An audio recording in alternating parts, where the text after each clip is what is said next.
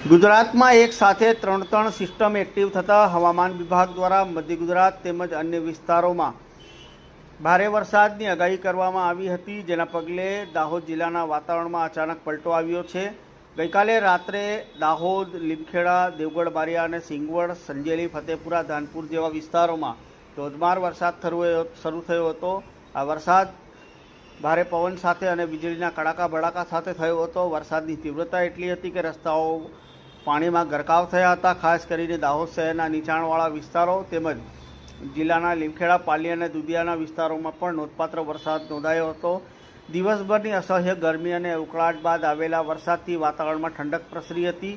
સ્થાનિક લોકોને બફારામાંથી રાહત મળી છે। ખેડૂતોમાં વરસાદ વરસતા ખેડૂતોમાં આનંદ અને ની લાગણી છે।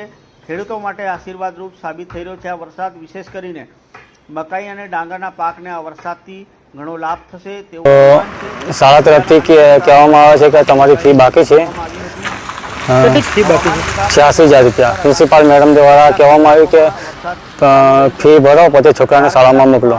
આર્ટિક હેઠળ યોજના હેઠળ જે એડમિશન જે વિદ્યાર્થીએ મેળવ્યું છે એમાં અભ્યાસક્રમના નામે એક પણ રૂપિયો સ્કૂલ ફી વસૂલતી નથી। એ જે પણ કંઈ ચાર્જિસ છે એ ફૂડ છે જે અલગથી સંસ્થા પ્રોવાઈડ બાળકના હિત માટે કરાવે છે, એક બાબતનું એમની પાસે ચાર્જિસ લેવામાં આવે છે અને એ પણ વાલીની સંમતિ, મૌખિક સંમતિ યા લેખિક સંમતિથી હોય ત્યારે જ અમે લોકો એ વસ્તુ પ્રોવાઈડ કરાય છે અને એ કમ્પલસરી પણ હોતું નથી।